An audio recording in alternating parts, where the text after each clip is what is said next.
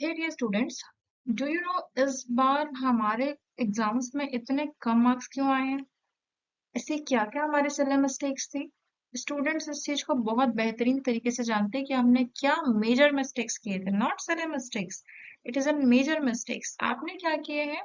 देखिए, पहले जब मैं प्रीवियस डेटा अगर मैं उठाऊं तो प्रीवियस डेटा में हमारे मार्क्स अगर 120 मार्क्स का पेपर हुआ करता था तो हमारे मार्क्स कम से कम हमारे आते थे 70 प्लस, 80 प्लस, 90 प्लस। स्टिल उस टाइम डेटा 120 का था, 120 मार्क्स का था, और अब ऐसा है कि आपका डेटा 100 मार्क्स का है। लेकिन क्या 100 मार्क्स में 30 नंबर 40 नंबर ये कोई मार्क्स है? हाँ, 30 नंबर 40 नंबर। आप लोग के मार्क्स कितने? 37, 38, 48, 44, ये कोई मार्क्स है? इतना एवरेज से एवरेज, बिलो एवरेज डेटा गया है ना कि इट इज रिमार्केबल। तो हम लोग क्या इतने लापरवाह थे इस बार कि हम लोग ने इतने कम कम मार्क्स लाए हैं? स्टूडेंट्स जिसने सिली मिस्टेक्स किया है वो अपनी मिस्टेक्स जानता है, बट ओवरऑल कंक्लूजन निकालने पर इस साल इतने कम मार्क्स क्यों आए? इस साल तो आप लोगों के पास सिलेबस भी कम था, तो आप लोग को तो अच्छे से पढ़ाई करना था। सिलेबस भी रिड्यूस था, सिर्फ 12th के सिलेबस में भी गिने चुने चैप्टर्स थे। तो ये गिने चुने चैप्टर्स को भी हम ठीक से नहीं पढ़ पाए? क्या हमारी कैपेसिटी इतनी लो हो गई इस बार कि हम लोग ने इतना अपना एवरेज डेटा ही गिरा दिया? जो स्टूडेंट्स के पिछले बार 87 88 नंबर आ रहे थे, उस स्टूडेंट के इस बार 37 38 40 नंबर आए हैं। क्या ये डेटा है हम लोग का इस बार? क्या हम लोग ने साल भर इतने महीने पढ़ाई किए तो बस हमने इतना ही पढ़ा? क्या नंबर नहीं ला पा रहे हैं? ऊपर से हमारे पास कोई नेगेटिव मार्किंग नहीं है, उसके बावजूद ये हाल है। देखिए, चीजों को समझिए। हमारे पास थे 100 मार्क्स, हमारा स्कोर था 100 का। हमें 100 में से एटलीस्ट 60 प्लस तो लाना था। क्यों 60 प्लस लाना था? रीजन बिहाइंड दैट कि आपके पास नो नेगेटिव मार्किंग। और जब नेगेटिव मार्किंग नहीं थी तो मैंने तो ये भी बताया था कि तुक्का नहीं मारना। और अगर तुक्का मारना ही था तो ऐसे तुक्का मारो कि एलिमिनेशन मेथड, कम से कम 50-50% का रेशियो तो रहे, कम से कम उसमें आंसर सबके सही तो आए। आप लोग ने तुक्के में आंसर लगाए हैं। दूसरी चीज, अगर आपके पास सब्जेक्ट वाइज क्वेश्चन पेपर नहीं सही मिला, है ना, फिजिक्स केमिस्ट्री बायोलॉजी अगर आपको करेक्ट नहीं मिला या आपके फेवर में नहीं मिला तो आप बिल्कुल पैनिक हो गए। ऐसा क्यों भाई? Physics chemistry biology, GK GS और आपका इंग्लिश। अब इन सब्जेक्ट में मान लो फिजिक्स आपसे नहीं बना, है ना, मान लो आपका फिजिक्स नहीं बना, केमिस्ट्री में थोड़ा सा डाउट है, बायोलॉजी तो बन गई, इंग्लिश तो बन गई, जीके जीएस के चक्कर में आपने पूरे चैप्टर्स को एक साथ ले लिया। अब जीके जीएस तो बन ही नहीं रहे, इसके साथ हमने जितने जितने बनते क्वेश्चन है ना, उस क्वेश्चंस को भी हमने क्या कर दिया, स्कोर डाउन। क्यों हमने ऐसा किया? क्योंकि हम पैनिक हो गए थे, है ना, हम तो पैनिक हो गए थे। हमको पता था कि इससे ज्यादा हमारा बन ही नहीं सकता पेपर, और हम इतने एंग्जियस हो गए, इतने एंग्जाइटी में आ गए कि पता नहीं इसके बाद हमारा क्या होगा, जिसके वजह से जितना बनता पेपर था हमने वो भी नहीं बनाया ठीक से। ऐसा हुआ है, मैक्सिमम स्टूडेंट के साथ ऐसा हुआ है। एक सब्जेक्ट के चक्कर में हमने पूरा सब्जेक्ट को एक साथ कवर कर लिया, और इस तरीके से कवर कर लिया कि हमारे मार्क्स एवरेज से भी बिलो एवरेज हो गए। यही हुआ है। ऑब्जर्व करके देखिए अपना अपना पेपर आंसर की कि हमने कितनी सिली मिस्टेक किया, सिली से सिली मिस्टेक्स किया है। आपको बनता हुआ पेपर आपसे नहीं गया है, आपको सब कुछ आता था, उसके बावजूद भी आप करेक्ट मार्किंग नहीं कर पाए। तो मैं बोलूं कि मैंने उस दिन फोकस्ड ब्रेन नहीं लेके गई थी अपने साथ, मैं बहुत पैनिक थी। भाई क्यों आप इतने पैनिक थे? पिछले साल भी तो पेपर दिया था ना, चलो जिसका फर्स्ट टाइम था मैं उसका बोलती भी हूँ, लेकिन स्टूडेंट आपने फर्स्ट टाइम पेपर दिया है क्या? आपका ये सेकंड टाइम या थर्ड टाइम होगा पेपर। तो क्या सेकंड टाइम पे और थर्ड टाइम पे आपको ये नहीं पता कि कंप्यूटर बेस्ड पेपर में आपको कैसे अटेम्प्ट करना है?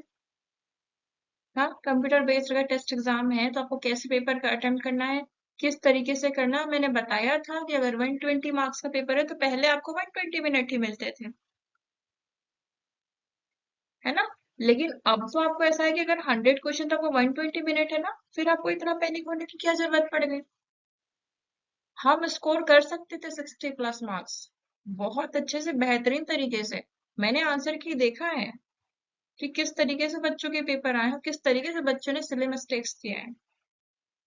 तो मैक्सिमम स्टूडेंट्स ऐसा ही किए हैं, और क्यों किए हैं मुझे नहीं पता। क्यों आप लोग ऐसा करते हैं? 100 क्वेश्चन में 120 मिनट्स, 20 मिनट्स आपको एक्स्ट्रा मिल रहे थे यार। 20 मिनट्स में आप क्या नहीं कर सकते? फिजिक्स के न्यूमेरिकल्स अच्छे से कर सकते थे, केमिस्ट्री के न्यूमेरिकल्स अच्छे से कर सकते थे, केमिस्ट्री के ऑर्गेनिक अच्छे से करते थे, जीके जीएस को भी अगर एलिमिनेशन मेथड से करते ना तो वो भी हो जाता। ये भी जीके भी आपका पूरा एमपी था, एक दो क्वेश्चन बाहर के थे, बाकी पूरे क्वेश्चन एमपी के थे। इंग्लिश भी बहुत ज्यादा डिफिकल्ट नहीं थी, नॉर्मल नहीं थी, और बायोलॉजी तो आपके फेवर में ही थी, फिर भी हमसे नहीं हुआ। तो हमने क्या पढ़ा? सीधी बात कि हमने जो हमारे पास कन्फाइंड सिलेबस था 12th का, हाँ, फिजिक्स, केमिस्ट्री, बायोलॉजी, मैं इसी की बात करती हूँ पहले। तो इसमें हमने क्या पढ़ा? कुछ पढ़ा है था या नहीं पढ़ा था? जितने हमारे पास चैप्टर्स थे उसमें हमने ठीक से मतलब नहीं पढ़ा, है ना? सफिशिएंट हमने स्टडी किया ही नहीं, इसका मतलब।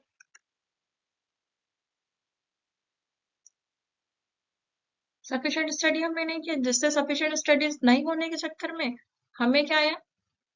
Lack of confidence. और लैक ऑफ कॉन्फिडेंस के चक्कर में हमने क्या किया? Low score. ऐसे ही हुआ है। तो क्या आने वाले टाइम में आप ऐसे ही करेंगे? अब मान लो नेक्स्ट ईयर में पीवी बोलता है कि मैंने चैप्टर्स नहीं ऐड करूंगा, मैं सिर्फ 12th ही लूंगा, मैं कोई 11th का चैप्टर उसमें साथ में ऐड नहीं करूंगा। Then what? 12th का चैप्टर दूंगा मैं, नेक्स्ट ईयर भी 11th चैप्टर नहीं दूंगा। इन केस वो ये भी कर सकता है कि हो सकता है वो नेक्स्ट ईयर बोले कि मैं 12th भी दूंगा और 11th भी दूंगा। आपको दोनों ही साथ में पढ़ना है। फिर आप क्या करेंगे? अब तो चैप्टर्स डबल हो जाएंगे जैसा पहले था। फिर क्या करोगे? हो सकता है फिर 120 मार्क्स कर दे, बट प्रोबेबिलिटी बहुत कम है। मैं आप लोग को ये बताना चाह रही हूँ कि किसी कोई भी ऐसे क्रिटिकल सिचुएशन हो, हम तो तैयार थे ना पहले से कि 100 मार्क्स का भी है तो हम अच्छे से कर लेंगे, फिर हमारे इस बार कम क्यों मार्क्स आए? हमने तो बहुत बेहतरीन तैयारी किया था ना कि हमें इस बार सब कुछ हो जाएगा, फिर भी ऐसा क्यों हुआ हमारे साथ? हमने तो सब कुछ अच्छे से किया था। हमने 100 मार्क्स के हिसाब से पढ़ाई किया था, हमने पहले 120 मार्क्स के हिसाब से भी पढ़ाई किया था, हमने टेस्ट सीरीज अटेम्प्ट किया था, हमने एनसीईआरटी पढ़ा था, हमने कुछ कुछ रिफ्रेशर भी देखा था, हमने बहुत अच्छे से पढ़ाई की थी। उसके बावजूद भी हमारा ये हाल रहा है। मैं कहने का मतलब कंक्लूजन ये बता रही हूँ, आने वाले एग्जाम पे आप बिल्कुल फोकस्ड रहिएगा। अभी से आप तैयारी कर लीजिए कि हमें किस तरीके से अपने आप को एनालिसिस करना है, एनालाइज करना है। समझ में आ रही बात? नेक्स्ट प्रिपरेशन आपको ये जो है ना, इस बार का जो एग्जाम, ये आपके लिए सबक है अच्छे से, कि सीधी से सिली पेपर आने पर भी हमारा ये हाल रहा है, तो हमारे स्टडी लेवल का टारगेट अब नेक्स्ट अटेम्प्ट पे क्या रहना चाहिए? जिसका फर्स्ट अटेम्प्ट था, नो वरीज, उसके लिए सारी माफी है। लेकिन जिसका सेकंड थर्ड अटेम्प्ट था, सेकंड था, थर्ड था, उनके लिए कोई माफी नहीं है ना? वो मन मर्जी से गलती किए हैं। इतने बार समझाने के बावजूद भी वीडियोस चेक करते हो, कर सकते हो। मैंने लास्ट टाइम भी वीडियोस बनाए थे कि किस तरीके से पेपर अटेम्प्ट करना है, किस तरीके से पेपर को सॉल्व करना है, कैसे एलिमिनेशन मेथड यूज करना है। तुक्का नहीं मारना, उसके बावजूद भी आप लोगों ने यही सब किए हैं। तो फर्स्ट अटेम्प्ट वाले का तो फिर भी वो बच्चा ठीक है, वो बच्चा जानता ही नहीं था कि किस टाइप का पेपर आएगा, लेकिन सेकंड थर्ड अटेम्प्ट करने वाले यार, ये बात ना बहुत मतलब अनरिमार्केबल है। देखो, अब लास्ट टाइम आपका जब एग्जाम होगा तो आपके लिए बिल्कुल तैयारी अच्छे से करके रखना है। जो स्टूडेंट तैयारी करके रख रहा है ना, वो ध्यान रखेगा कि इस बार की जो क्रिटिकल मिस्टेक्स है, इस नेक्स्ट टाइम नहीं करेंगे। ठीक है? इस बार स्टूडेंट्स ने बहुत सिली मिस्टेक्स किए हैं, बहुत ज्यादा आंसर की देख के सब बहुत गुस्सा आ रहा है ना। सब कुछ आपको बनता हुआ क्वेश्चन आपसे नहीं बने तो ये क्या बोले हम। 2025 के लिए नेक्स्ट ईयर जब आप एग्जाम देंगे, और ऐसे बच्चे हैं जिसका इस बार नहीं होगा तो नेक्स्ट ईयर देना ही पड़ेगा।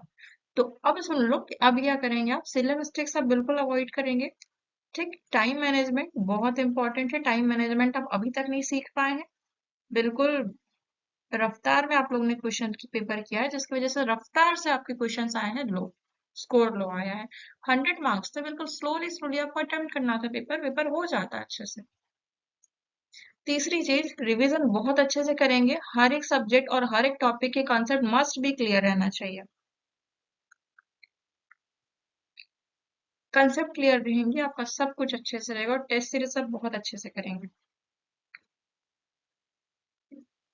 ठीक, तो ये आपका 2025 का रेशो होना चाहिए कि इतने सिले मिस्टेक्स हमने इस बार किए थे। हमको पता है कंप्यूटर बेस्ड एग्जाम आएगा, फिर हमें क्यों इतनी नौटंकियां करना है? बहुत आपको नॉर्मल इत्मीनान से पेपर देना है, इत्मीनान से आपको पेपर देना है, टाइम मैनेजमेंट करना है, जो चैप्टर्स है आपके, जो भी मैंने चैप्टर सिलेबस दिया है, सिलेबस को आप अच्छे से कवर करेंगे, कॉन्सेप्ट्स क्लियर करेंगे, रिवीजन करेंगे, टेस्ट सीरीज करेंगे, इतना ही तो करना है और कुछ आपको करना ही नहीं है एक्स्ट्रा। अपने आप को बहुत फोकस रखने की जरूरत है, बहुत जरूरत है ना। अपने आप को मेडिटेट करते रहिए, फोकस्ड रहिए, बिना फोकस नहीं रहोगे ना तो ऐसे ही होगा, फिर नेक्स्ट टाइम फिर से स्कोर लो होगा। तो कोशिश करिए कि ऐसा कुछ ना हो, बहुत फोकसली अपने आप को तैयार करिए, हर सिचुएशन के लिए तैयार करिए। मैं ये बोलती हूँ अगर पेपर बहुत टफ से टफ भी आ गया तो आपको कम से कम आपके इतने स्कोर आ जाए कि आपका सिलेक्शन हो जाए। और इजी पेपर के लिए तो फिर हम तैयार है ही। पहले मैं यही बोलती थी कि be prepared for the toughest situation, critical situation, ताकि आप इजी सिचुएशन, इजी कंडीशन अच्छे से एक्सेप्ट कर पाए। And your paper level is moderate level, tough नहीं था paper, no. So prepare for the best only. Prepare for the critical situation. ठीक है? Wishing you all the best. Good luck.